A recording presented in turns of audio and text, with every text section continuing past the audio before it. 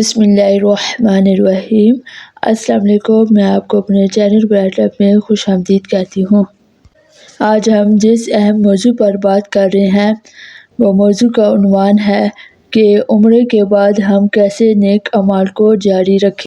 جب آپ لوگ عمرہ کرتے ہیں تو سب سے پہلے آپ لوگوں کی روحانی کیفیت کیا ہوتی ہے؟ جو پہلی دفعہ عمرہ کرنے جاتے ہیں، جس کی پہلی دفعہ نظر خانہ کعبہ پر پڑتی ہے، تو ان کی روحانی کیفیت کیا ہوتی ہے؟ جب میں نے پہلی دفعہ خانہ کعبہ کو دیکھا تو میری آنکھوں سے بے اختیار آنسو نکل آئے۔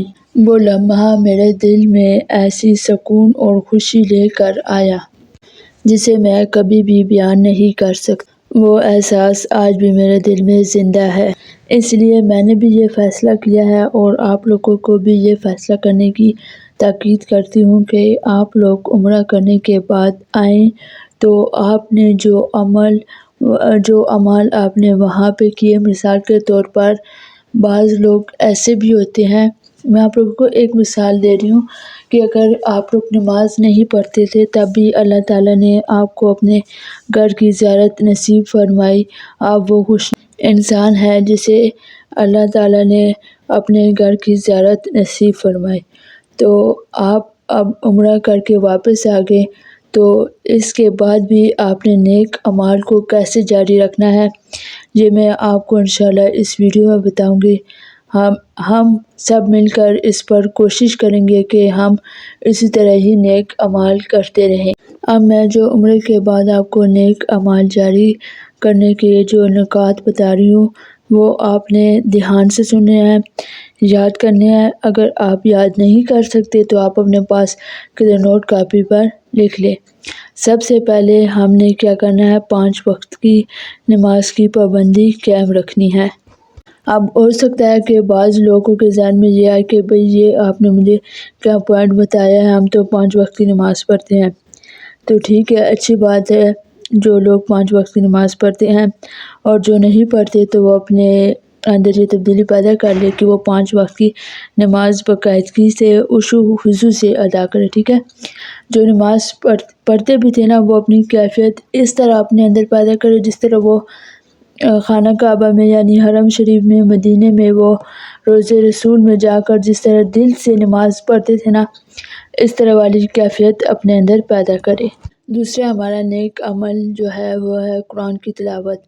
ہمیں جو ہے قرآن پاک کی تلاوت روزانہ 1 رکوع یا 1 آیات بھی ہمارے لیے کافی ہے، اس کو ہم روزانہ پڑھیں، اپنی زندگی کا معمول بنا لیں، اور پڑھنے کے ساتھ ساتھ اس پر غور و فکر بھی کریں تاکہ ہمیں قرآن پاک کی صحیح تعلیم اور سمجھ عطا ہو جائے۔ تیسرا عمل ہے ذکر اور اذکار۔ دن میں آپ لوگوں نے ٹائم نکالنا ہے۔ ضروری نہیں ہے کہ آپ کے پاس ہاتھ میں تسبیح ہونی چاہیے یا کچھ، آپ کے پاس جس طرح ٹائم ہو، آپ اٹھتے بیٹھتے کھڑے لیٹتے جس حالت میں بھی ہو، آپ جو ہے نا ذکر کریں، استغفار پڑھیں، سبحان اللہ پڑھیں، الحمدللہ پڑھیں، جو آپ کو آتا ہے۔ پہلا کلمہ پڑھیں۔ پہلا کلمہ اس لیے بھی کہا جاتا ہے کہ پڑھیں اگر ہمارا موت کا وقت قریب ہو، جس طرح ہم دنیا میں پہلا کلمہ پڑھیں گے اور ہماری موت کا وقت قریب ہوگا تو انشاءاللہ ہمیں کلمہ پڑھنے کی بھی شہادت نصیب ہوگی۔ اس کے بعد آپ نے صدقات اور خیرات کرنا ہے۔ اب صدقات اور خیرات کرنے کے طریقہ کار یہ ہے، ضروری نہیں ہے کہ آپ کے پاس کوئی زیادہ قیمتی چیز ہو تو آپ دیں، نہیں، آپ نے اپنی استطاعت کے مطابق صدقات اور خیرات کرنے ہیں۔ جس طرح آپ کے پاس جو چیز میسر ہے آپ نے وہ اللہ کی راہ میں دینی ہے۔ اور سب سے بڑی بات، ہمارا اخلاق اچھا ہونا چاہیے۔ اب اگر ہم غور کریں کہ ہمارے پیارے نبی حضرت محمد صلی اللہ علیہ وسلم کا اخلاق کتنا بہترین تھا، اگر ہمارے پیارے نبی حضرت محمد صلی اللہ علیہ وسلم کا اخلاق بہترین نہ ہوتا تو کیا ہمارے پاس دین اسلام پہنچتا؟ کبھی بھی نہیں۔ آپ صلی اللہ علیہ وسلم پر کتنے دشمنوں نے کتنے حملے کیے، کتنے آپ پر ظلم ستم کیے، مگر اس کے باوجود بھی آپ صلی اللہ علیہ وآلہ وسلم نے اپنے اخلاق میں کوئی تبدیلی بھی نہیں لائی۔ تو اس طرح ہم بظاہر مسلمان ہونے کے ناطے اپنے اخلاق کو بہتر سے بہتر رکھیں تاکہ غیر مسلمان بھی ہمارے اخلاق سے متاثر ہو اور دین اسلام میں شامل ہو۔ اس سے ہمیں بھی فائدہ ہوگا اور جو ایمان لائے گا اسے بھی جو ہے اس سے فائدہ ہوگا اور ہمیں جو ہے بہت زیادہ ثواب ملے گا۔ عمرہ کرنے کے بعد ہمیں ہمیشہ یاد رکھنا چاہیے کہ ہم نے اللہ کے گھر کی زیارت کی، اور اب اللہ کی محبت اور رضا پر چلنا بہت ضروری ہے۔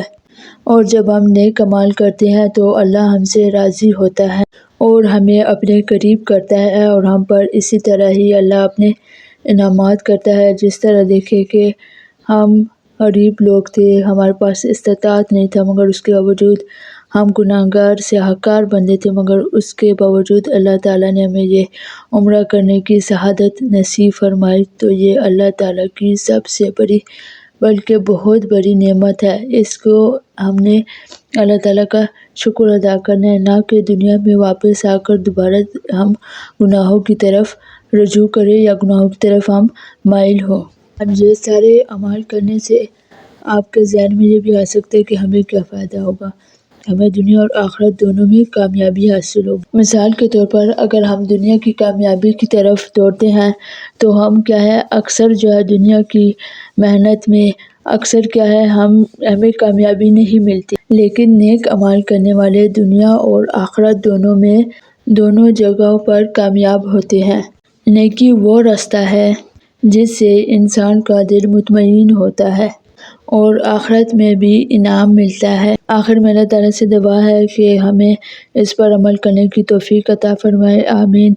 اور اسی طرح انفارمیشن ویڈیو آپ کو بر وقت ملتی رہیں گی۔ میرے چینل کو لائک کریں، سبسکرائب کریں اور ویڈیو دوسرے لوگوں تک پہنچائیں تاکہ ان کو بھی اس طرح انفارمیشن ویڈیو مل سکے اور وہ بھی نیکی میں استفادہ حاصل کر سکے۔ اللہ حافظ۔